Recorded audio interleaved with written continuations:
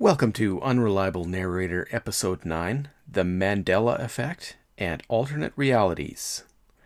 So, what if there was a shift and you were no longer in the same dimension of the multiverse that you started out in? I'm talking about you right now. How would you know if you were in a different reality than where you started? Well, you might spot some strange inconsistencies, but all you would have to go on is your memories. Ryan and I go over how would we know if our memories of what has occurred are no longer valid in this new universe. We talk about the new Amazon Prime series Undone, which is an adult animated cartoon, and we talk a bit about The Joker, the movie, which Ryan went and saw in the theater twice. And later on in the episode, I mentioned a review of Highlander 2, The Quickening.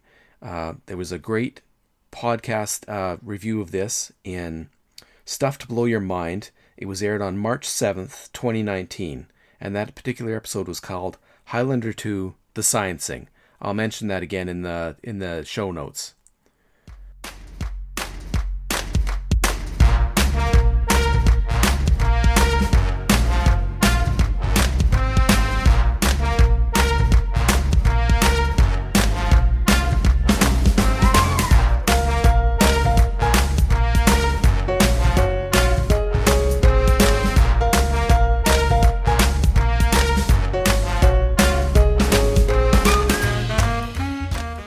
But I got interested in this Mandela effect a couple years ago, and I know it originally started when they were talking about when did Nelson Mandela, when was he in jail, when did he pass away, all those things, and people have different memories of it, and it mostly seems to be people's memories that are different. We don't know if we can really nail memory down to start with, right? No. We might have changed our own memories. Oh, 100%. But the one that really gets me is the Bernstein Bear one. So I don't know if you've looked at this all online or not, but the theory is everybody remembers it being spelled as Bernstein Bear, Stein. But it's actually in this universe spelled Stain, like stain. Yeah. No one remembers it that way. So the theory goes that we're not in the same universe where the books were that we read them as a kid. Well, I remember it as being Berenstain, though. Stain, like as in stain your deck? Yeah, I always called it the Berenstain Bears. And I don't remember it that way. And Really? no, so no, to me it seems that if it was spelled with stain in it, we would have had an endless gag about that the whole time. You know, bears staining their pants because they're not wiping with the right paper in the trees. You know, all that stuff would just on and on it would go. It would never stop if it had stain in the name. Or the Berenstein Bears. They're just like Yeah. chugging high-end German beer. Well, I didn't think of that, but that's I don't know. So which reality do you think it was, a different reality or just people's memories? Well, I mean, anything could be possible, I guess. Maybe they're all just intermingling all the time. If they're like all vibrating on different frequencies or something like that, you know what I mean? All these alternate realities, maybe they're coming and going in and out of each other and we don't even know. Except, stuff gets left behind. There is enough, what do you call it? RAM space in the God and the machine to keep everything steady all the time. Mm-hmm. Maybe that's what it is. Well, we do know there's a lot of physicists that think that the alternate realities are possible, but they don't think we necessarily would be able to communicate with them. So No. the current theory right now is what's probably really happening is that people just have lapses in memory, and we weren't paying especially close attention to details. We were just jumping to conclusions. So it could be just skating right by us and we're not even programmed to notice. That's right. A whole different reality just gone. I don't Yeah, I know. don't know. Have you run into any cases where you remember something entirely different than anybody else? Oh, yeah, all the time. I have this ongoing argument with my wife about our second daughter when she was born, where we were when we found out. You know how they tell you the sex of the baby? I very clearly remember being in one building, and then she very clearly remembers being in the other.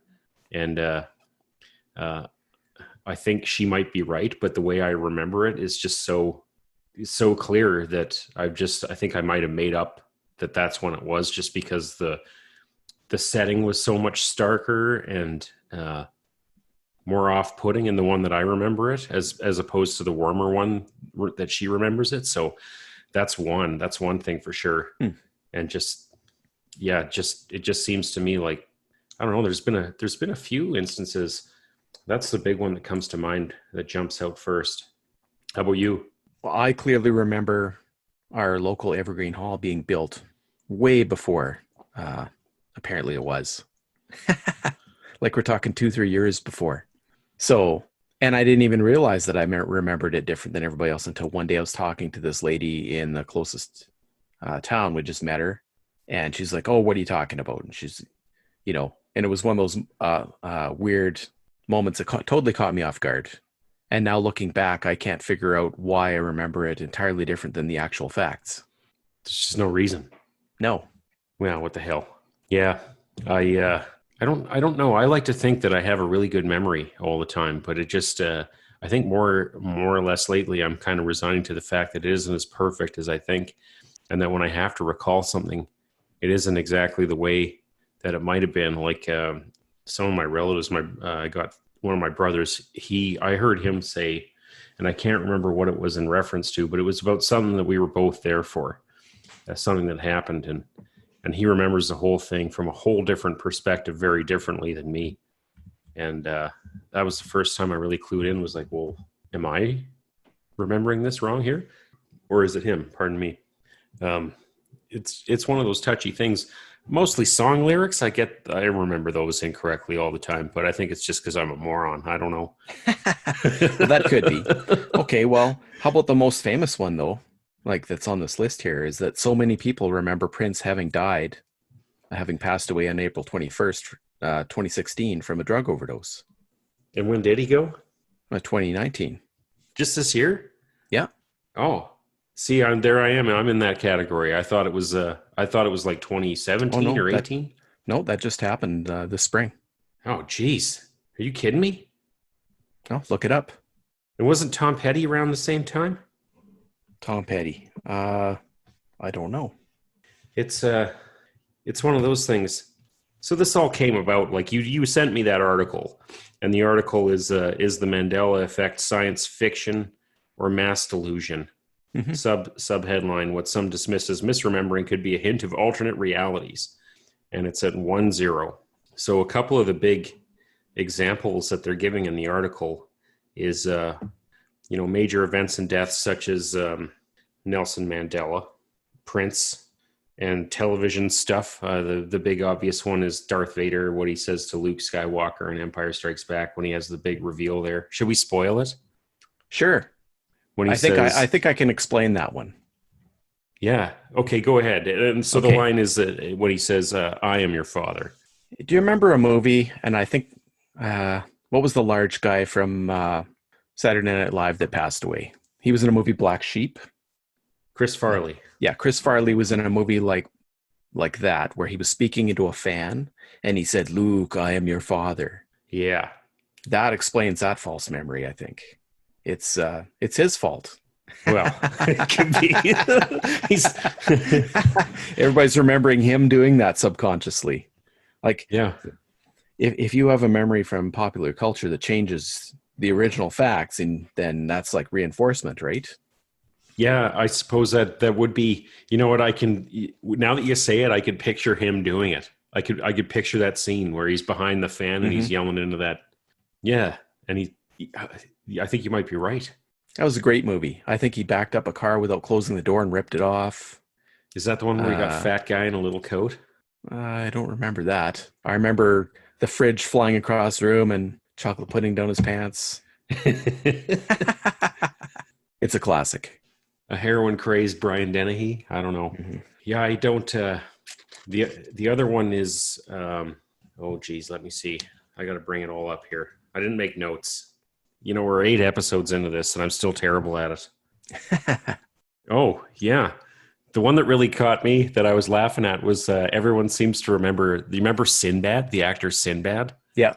Well, they remember him being in a genie movie. Like, everyone thinks it's Sinbad, and they think of him being in some genie movie, but he was never in any genie movie. But I remember seeing that VHS on the shelves. I never rented it. but I remember seeing that. But what would the genie movie be? Now maybe there is a genie movie, and I think I remember. When I looked at that, when I saw that in the article, I was like, that guy was in a genie movie. He's totally in a genie movie. But there was one called Kazam, I guess, Yeah. with Shaquille O'Neal, and then somehow he got associated with that in some bizarre kind of thing, and then everyone gets that movie mixed up with Shazam. Because when I was like going to see the movie Shazam, everyone was like, "Isn't that one with Shaquille O'Neal?" And I was like, "Maybe." I couldn't remember. I don't know, either that or we were all in a different reality at that point. Well, I think maybe that I'm starting to think that this is more of a possibility than what I was originally thinking. And now that oh geez, there's even diagrams in here. This is great. What we really need is a large wall and a lot of pins and a bunch of string, and we can figure this out. The red string. Yeah. Well, you know, need different colors of string.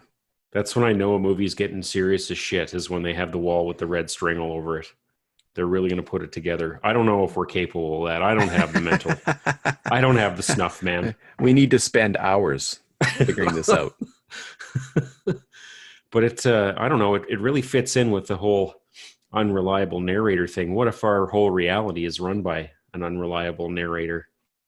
Well, that's right. That just changes little things that don't make any difference. Stein, he's just messing with us. Just messing with us. I don't know. There's that Marcy Playground song, and everyone else around me heard "I Smell Sex and Candy," but I heard "Asthma, Sex and Candy." That makes it a little more complicated situation. Asthma, sex, and candy. Well, you don't want to run out of breath. not in the middle. No, it's I don't know. I'm gonna be noticing these things, I think, a little bit more and more. The more I read about them, the more. Thanks for getting me into this too. Like, I had no idea that that's what it was called, but I know I've had unreliable memories before, and that other people, I'm like, no, that's not how it went, dude. It went like this, and you just argue about stuff all the time, and it's always been that way. Mm-hmm. But yeah, I'm going to be looking into this a little bit more. Maybe the reality is a little more Philip K. Dick than we think it is. Oh, I'm really sure it is, especially since our memories are plastic. Like, we change our own memories, so. No, it's better that way. Sometimes. So, what have you been up to lately? What have you been watching? Oh, me? Oh, geez. I've been watching a whole lot of The Expanse. So it's kind of a weird thing that happened. I was watching that show a couple years ago when I was off at work in a foreign location, and I breezed through the first season and a little bit of the second, but I never really paid too much attention. So what I've done is, I heard it got picked up by Amazon, and it got back on my radar again. So I went back and I rewatched season 1 and rewatched season 2, and now I'm into season 3. And there's that point in season 2, that's a really good show. And there's that point in season 2 where you really get the hard sci-fi effect. Mm-hmm. And it just slapped me upside the head. So now I'm like really, really obsessed with it. Have you been watching that one? Yeah, I watched most of that. So I think, like we discussed earlier, we're gonna spend more time talking about The Expanse. Yeah, well, maybe we'll do we talked about doing a show of it, and I'm making out like it was my idea, but it was totally yours, or was it? Maybe. We remember this differently. And then I just went to see Joker a couple times, and the Joker. You haven't seen this movie yet, have you, Tim? No, I haven't. Do you got plans to go or anything? I'm not sure yet. I'm undecided. Well, I don't want to get into a big whole review or anything like that. It's a good movie, but man, it's emotionally taxing. It is a rough watch. There's no happiness to be found in that show. So would you say it's a symptom of our current social times? Oh, without a doubt. I mean, there's a whole lot of themes and stuff that they intentionally put in there that kind of echo certain responses to things that our society has right now, I think, and there are other ones that are kind of like just glossed over. I don't think the whole point of the story is to argue those in any way, and I don't know, other people are I don't know, it's subjective, I guess, how you look at the movie. But I thought that the whole point of it was just to say, like, hey, there's these things out here, and this is what kind of person that they can make, right? And I don't know, it was just a harrowing movie, man. Harrowing. I left there. Well, I went and saw it twice, so I liked it so much. I wouldn't say I liked it. I don't know. It's hard to say. It's like saying that nobody says they like Schindler's List, and I describe this movie the same way. It's just a tough one to watch, but it's good. Like in the same vein that, something that's about something bad is good, can be good. I mean, it's a good movie. Well, there's more than one way to look at a movie that doesn't make you feel good. Like facing up to problems, sometimes that's better than burying them. Yeah. I'm just wondering, like, so what would happen if you had somehow, in an alternate reality, you could take this movie back in time and show it to people in the mid 1980s? What would happen? Oh, geez. I don't think that. I think it would have got a better response actually if you aired it up at that time. And you know what? It would have fit in that time too. It would have fit in that time because it's set in that time. So I think it totally would have fit, and I think people would have had maybe a better response to it than we're having now. I don't know. I think back then there was a whole different set of realities, and the art world kind of echoed those. And this movie's tied back to another I guess you'd say subversive movie, which is Taxi Driver.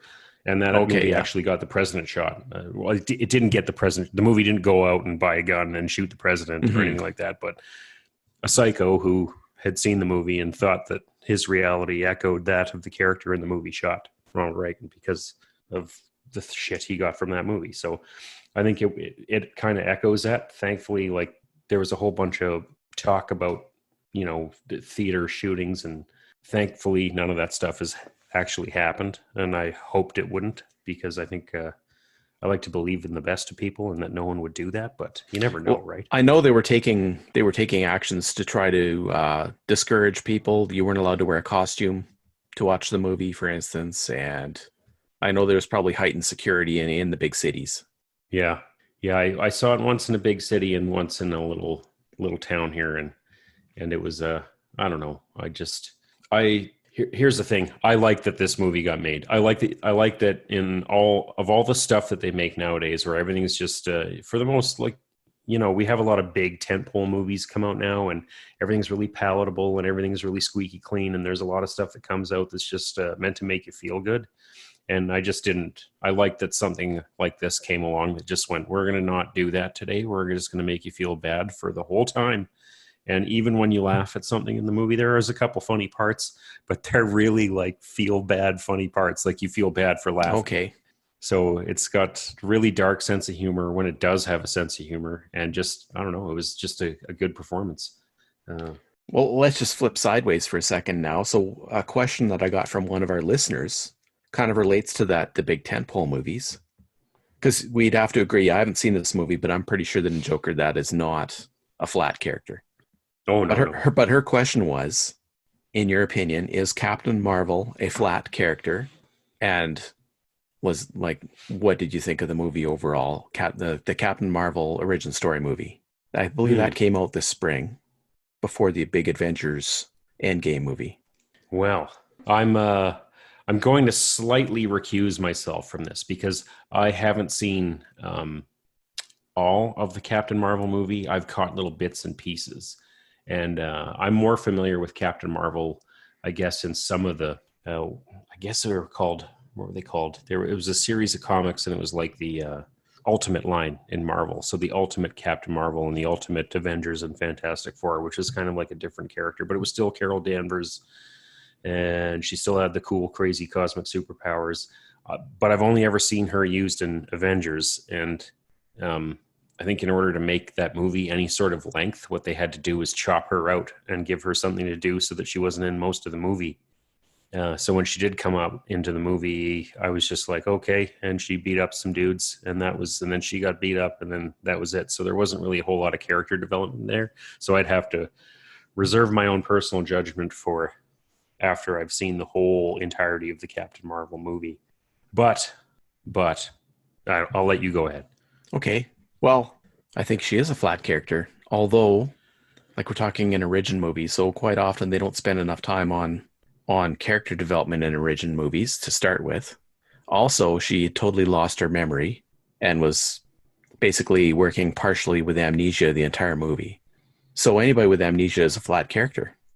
Well, they got to just kind of piece until they put the pieces Yeah. together, and then they can kind of figure out who they are.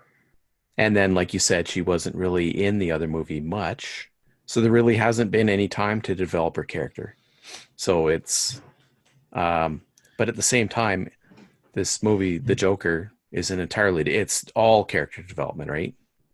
It's more of a story, whereas these other movies are totally plot driven. Yeah. I don't know. I said, I've kind of got the highlights of it, and I've seen bits and pieces of Captain Marvel, but they're two separate movies. Like, I mean, one is a deep character piece where you just have this guy just imploding, and then the other one is, I guess, a story where someone's piecing their stuff together to build themselves back up, right? But it's totally fine to have both of those things, though. You can have just action movies, basically, and then character movies. They offset each other. Well, I'm going to try not to come off like a know-it-all here, but I'm going to try. And maybe I'm totally wrong about everything, but there's some certain, I guess you'd describe it as like a flat character is kind of a bad way. I'm not going to say a bad way of putting it. No, I was going to say bad way. Yeah, I'm just going to say it might be a bad way of putting it, like to describe it. Whereas Wolverine would be a flat character when you first meet him, right? Because he's kind of got to piece together who he is, but that's part of the journey that we're on with him, right? So if he's got to piece together in the same vein as Captain Marvel, who they were when they started out and who they are now, and reconcile those two things, that's an interesting story, right? That you could do a lot of interesting things with that story. Mm-hmm.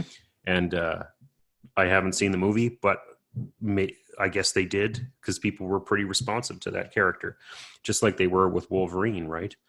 Where, I don't know, sometimes there's something to be said about having a character just kind of like already know who they are and then have that whole thing tipped on their head. There's more than one way of slicing it.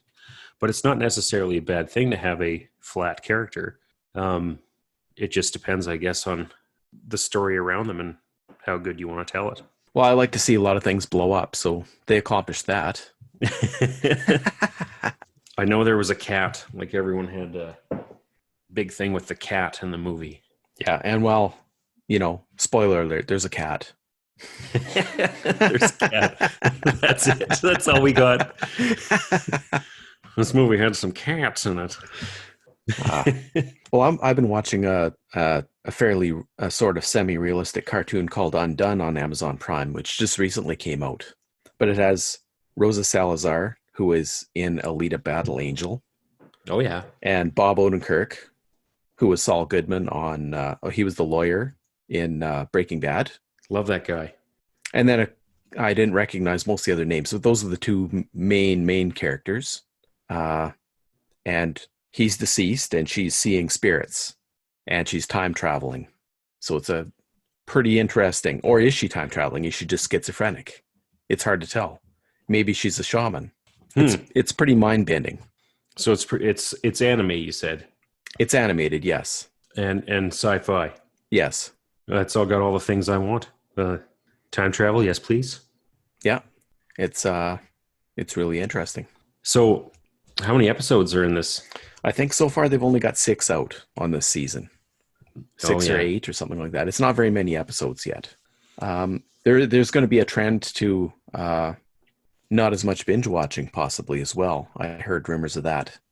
And this might be one of those things where, if you watch that 8 episodes, you're going to have to wait. Oh, no. That's terrible, right?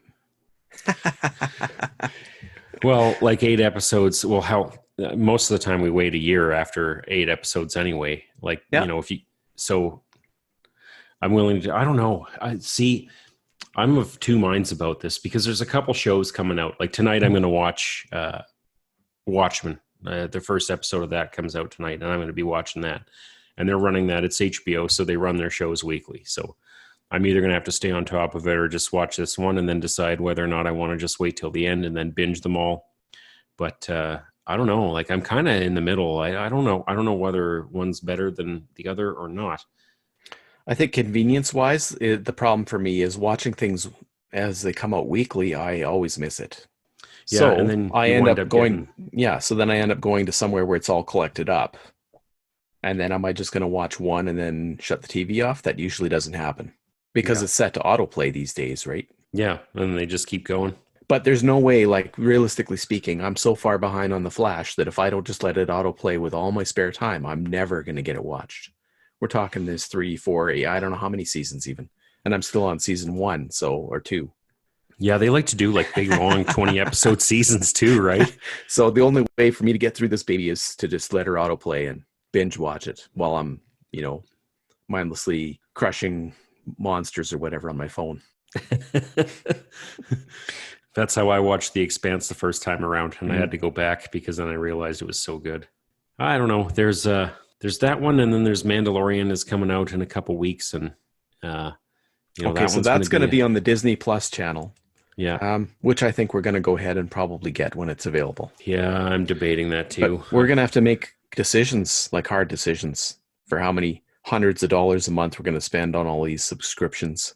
Yeah, that's a conversation that happened around here too, because it's just getting to the point now. Like I got Amazon Prime, I've got Netflix, probably same as you, and then I've got Crave. So that's Okay, three. so we have the same three. And I Yeah. think right now Crave is going to go. Oh, really?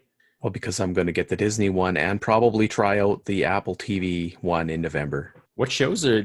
I'm not familiar with that one. What shows are they bringing out? I don't know anything about it at all yet. All I know is that supposedly the Apple TV app is going to be available on our Fire TV. Mm.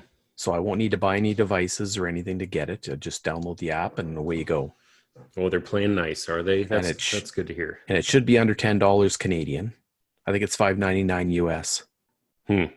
And Well, right now Crave is costing us a fortune. Out of all of them, Crave is the most expensive. Yeah, that one for me is like $14 a month. I tipped onto the Criterion channel. Have you ever heard of that? No, I haven't. Criterion channel. So they got a whole bunch of like really arty kind of movies on there, and I saw that they did like a free 2-week trial or whatever, so I signed up for that, and then I forgot all about it, so I wound up getting dinged for $14 a month. Don't tell anyone. I forgot to shut it off in time, and I watched a couple of the old samurai films on there that were really good, and I like those, and I don't know. I see they make Blu-rays, and I buy some of their Blu-rays, not every one, but the ones of the movies that I like. I've got like 4 or 5 of their Blu-rays. They do an excellent job of like restoring movies that are, I don't know, meaningful, I guess you'd say, or have a certain amount of cinematic history or something like that, So I don't know. I tried that one out and then got rid of it, but I don't know. The Disney one, I don't know if I'm going to be into that for much more than the Mandalorian. I mean, I'm marveled right out. And Well, the thing is, the Disney one, you're going to get a hell of a deal if you go and rent it, or if you sign up ahead of a certain time. I think you get an entire free year, so it's well worth getting in on the bandwagon right off the bat. oh yeah, And then you can always change your mind, during your free year, yeah, like I'll have before to the see. free year ends. And that's the thing. What we're going to have to do is we're going to have to remember to go through all of our subscriptions from this point to the rest of our lives, because everything, you get an app on your phone. Oh, this app is free to download, but $5 a month to make it actually do anything. Yeah, And it's most going of to the be. time I decide not to go ahead with subscription, but every once in a while they sucker you in, and there you are with the subscription on this app on your phone. And it's easy to let those things add up. Like before you know it, if you have 10 of those, that's $50 a month for various apps you use once or twice a year. It's crazy. No, next thing you know, you're moving in and out of realities. You That's forget right. to take it off. You're fucked. Yeah. So we're just gonna have to, like, once in a while just go through our yeah, I don't know if you're an Apple user, it's pretty easy to change your subscriptions there, or your PayPal, or wherever you've got them. Do you know what we should do? Is we should write an app that does this automatically for you, and then charge And people we could charge a big subscription for this. Yeah. 2-week free trial, and then it goes up to $60 a month. Yeah. No, it'll be $2 a year, but you got to pay all up front. Or $2 a month, I mean, sorry. But you got to pay the whole thing in a 2-year chunk. Oh yeah, Guaranteed support, 24 hours. We just gave someone who could code, like the idea of their lifetime. They're going to be so rich. Their subscription tracker. Yeah. Yeah. They'll be so Subscription rich. blaster.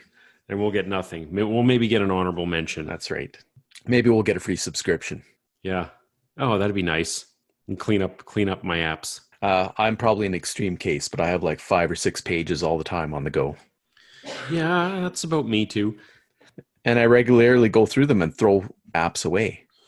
I can't sometimes. I can't do it. Like I just can't throw these apps away.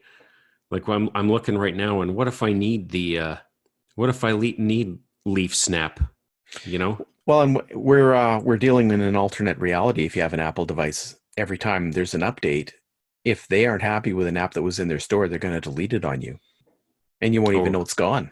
You know, that's happened with music that I get off there. Oh yeah, they don't ask permission. No, and it's in 1 minute you want to listen to something, and then you think, what am I crazy? I just had this, I just got it, and then you go to listen to it, and it's gone. What's even worse is when they replace it with a remastered version that sucks. You know, because let's face it, if you're a musician and you recorded something when you were in your 20s and you were stoned, it was probably better. And then your 35 or 40-year-old self says, hey, I'm going to remaster this thing, and I'm all happy and fixed now, so I'm going to sing this song, but it's not the same. Totally not the same song anymore. So the remastered version usually sucks because they're not in pain and anguish anymore, so they're not. Well, this is a whole separate conversation now. Like you just fired me right up. I'm thinking, like, people just need to leave that shit alone. They just need to leave it alone. Well, no, if I had a version of a song from the 80s or 90s, that's the version I wanted. I don't want something that's been, changed. And Apple will go ahead and replace the original song with whatever version is in their memory banks there, which may have been remastered. I guess we don't really own any of the stuff that's in our devices. That's the bottom line. No, it's so weird. I just find that really weird. Is that you know what I did? I'll tell you this, right? This is going to get me in trouble maybe, but I'm going to admit to it. Is I found a place where you can get something called the despecialized editions, and I won't tell you where I got them, but someone gave them to me. Now here's the kicker. I don't know if you know about what this is. I have a rough idea. Okay, so there's a certain movie out there, or a trilogy of movies that everyone loves, and at a certain point in time, the guy who loved them the most went back and said, well, you know what, I don't really like how these are, and they changed them all, and they're all not like we remember them now. And there's a bunch of curious nerds who went back and found all the ways, all the footage, all they could do, and they stitched them back together and put them back together the way that they were when they came out in the theater. You're talking about Star Battles. Star Battles, that's the one. Star Battles with Princess Solo. Anyway, I got a line on those, and I gave them a watch this weekend. And man, I'll tell you, it's just amazing what they can change and how, I don't know, like just the whole way I used to watch them all kind of came back to me, and it was good. I mean, they're not mine. They're not mine to everyone has a certain amount of what they feel like is ownership of those movies in particular. And I guess any movie that's in the popular lexicon or whatever, right? But yeah, I just like to watch them the way that they were, like as nasty or as ugly as some of the effects look and everything like that. It's what they were, man. Like it's just the way it is. Now you go see there are newer Star Battles out there with different solos and princesses, and those are fine too, right? And they look nicer. They've gotten better looking, since it's gone on, and that's fine. But at the base of it is this dirty little weirdo movie that happened, and that's the way I like to see it. The kicker is I don't know. I'm one of those suckers who goes and buys the new set every time it comes out. Okay. You know what I mean? So I've got one DVD copy of Star Battles. I've got a Laserdisc copy of Star Battles, and I've got a Blu-ray copy of Star Battles.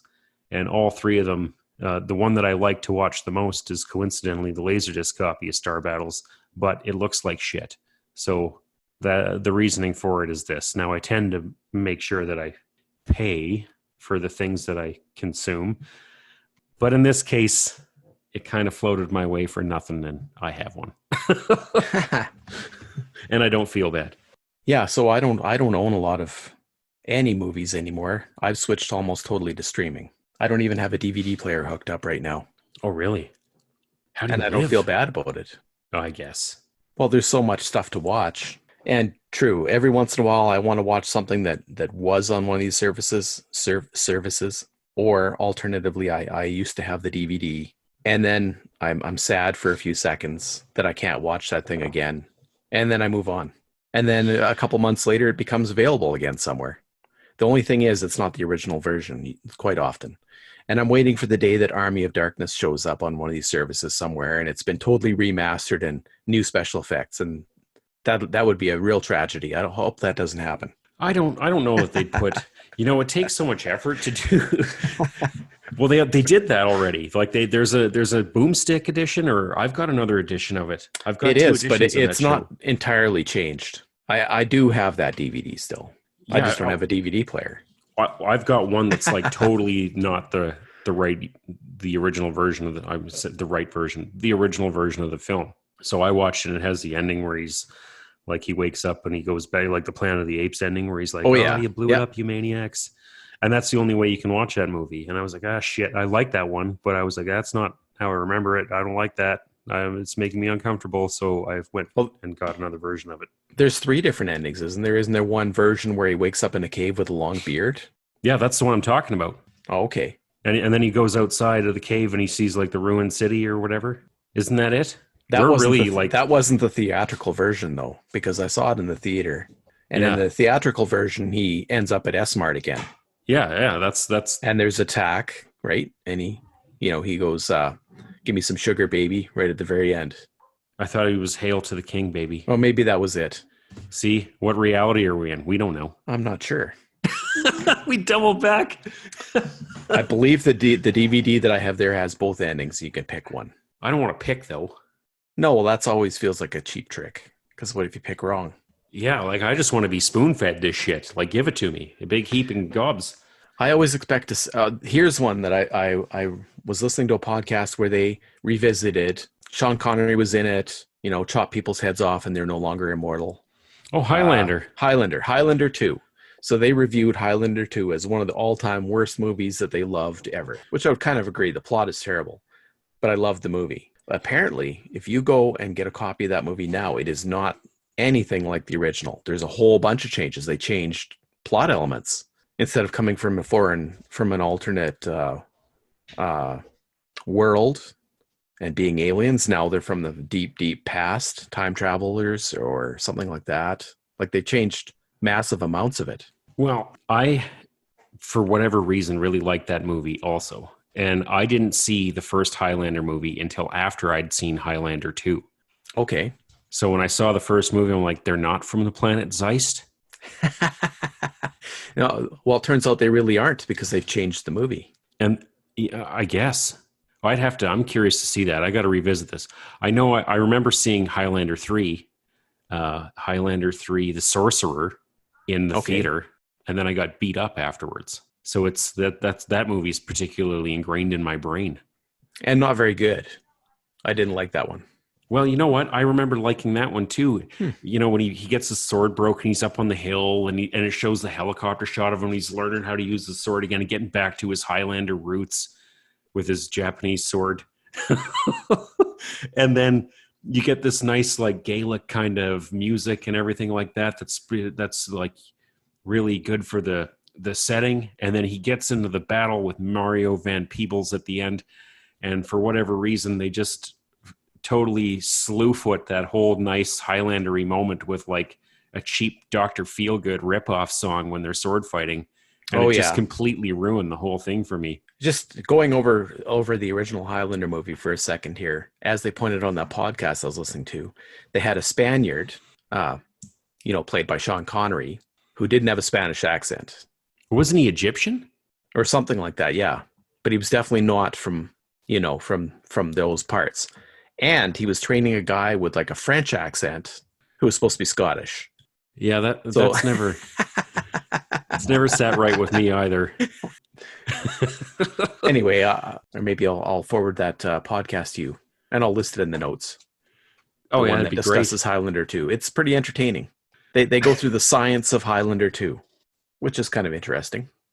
Um, some of the other facts about that movie that I forgot totally about was the screen to block the UV rays. Because Yeah, remember, at the time that that movie was made, there was a huge problem with the the ozone ozone layer. layer. Yeah. Yes.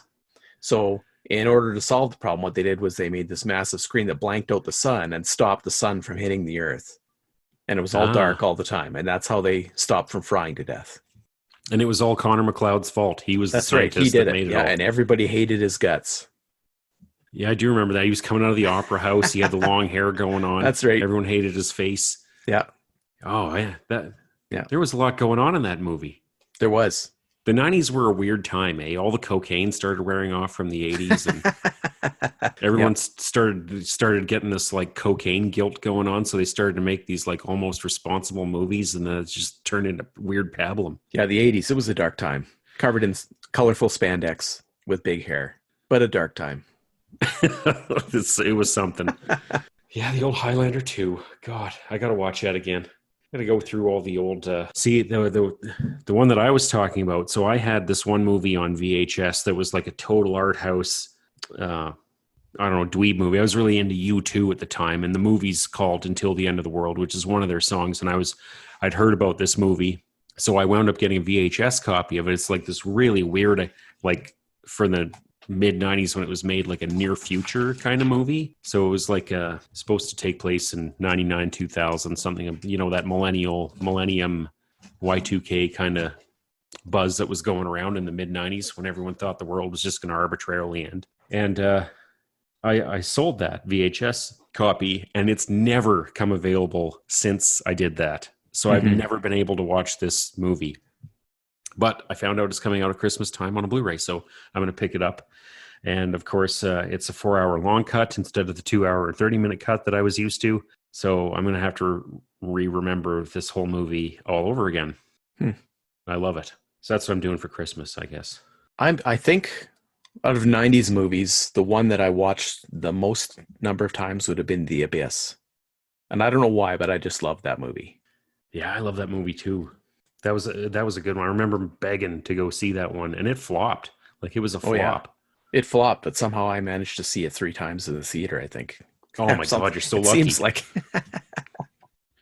So have you seen like I don't know? Well, you must have watched it. Did you get there was another cut of that movie too, where they brought out a like a 28-minute longer cut, and they put it on one of those weird hard shell clamshell VHS cases, and it was I had it on a widescreen VHS, which was hard to find at the time, and I don't think they've brought that movie out since. But the 28 extra minutes was so much better than the original cut.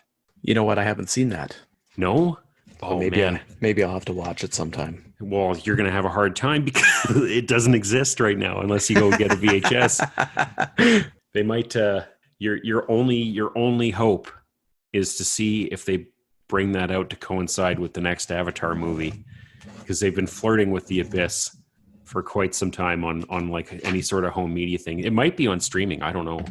Maybe it is, but with the hard media, it's not out there. Yeah, that's another one. I went to that one quite a bit too. I love that movie. Okay, there was a science fiction show made by the Hanson's company. Brian Hanson was heavily involved in this. Jim Henson's son. Mm-hmm. I can't remember the name of the show. It was a science fiction Farscape.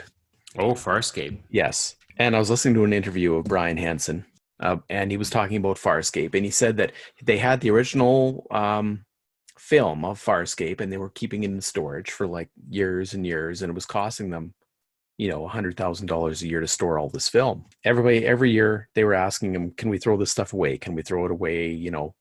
And finally said, "Yes, we can get rid of this film." And right after that, somebody approached him asking for this film so they could make it into an HD version, because the original show aired in narrow screen, basically. So it doesn't exist.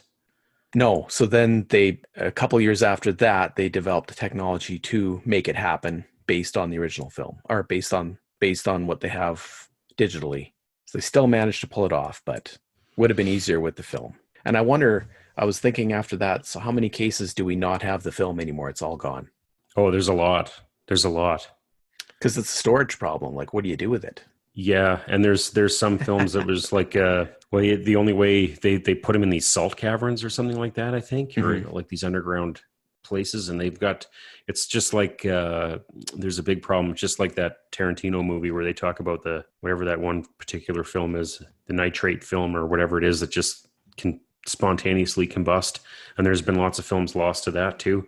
And the odd time you get something like, I think a couple of years ago, I don't know if you've ever heard of Metropolis. Yes. Someone found in England, I think it was, they found a print that was sitting in some theater or something like that in Metropolis that was like revolutionary, or not revolutionary, but the most complete cut that they've found. Okay, still in good shape. Yeah, and it was still in good shape, and they actually were able to go back and restore some of that and put it back in, because that's another one that's just been wiped all over the map. Like, it came out, there was the version that came out with the big rock opera soundtrack, and then there was another version that came out where they colorized it, and everyone's poked their needle into that movie.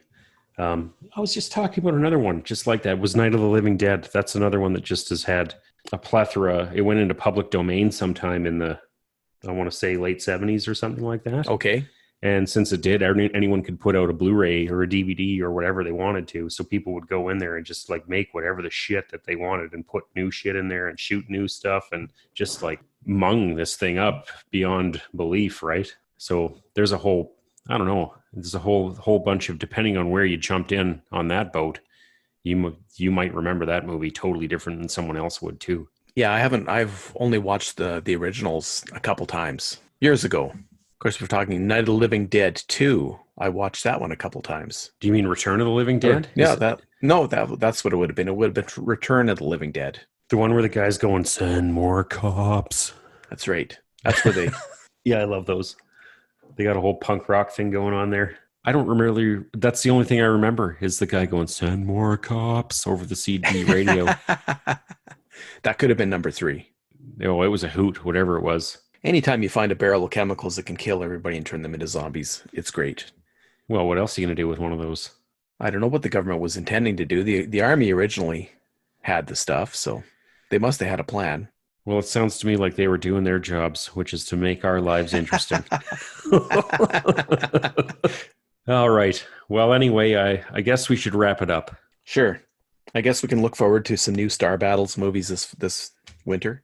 Yeah, there is a new. I did hear tell that there's a new Star Battles movie coming out there, and I'm going to pay the good dollar to see that. That's right. Think. So if you're a Star Battles person out there, you've gotten so much of my money, it's not even funny.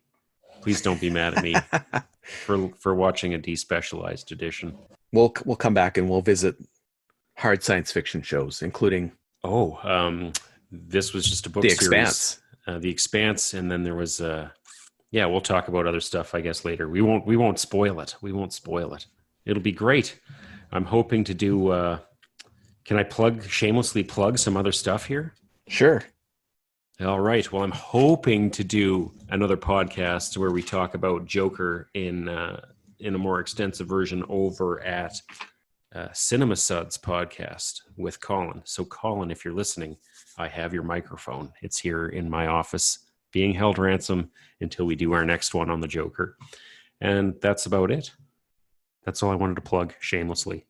Okay, well, we might as well plug my other podcast shamelessly while we're at it too. Yeah, that's what podcasts are for. We just recently recorded numbers 5, and it was supposed to be one episode, but we cut it in half. Episode 5 and 6 of Meandering Through the Madness about gratitude. And I'm grateful for the plethora of streaming services that are available to us these days. Getting into the gratefulness. Yeah, it is handy. Okay, let's call it an evening. Or All right, an afternoon, Tim. or a morning. Well, it's been a slice. Yeah, it's been a slice. I'll talk to you later. Okay.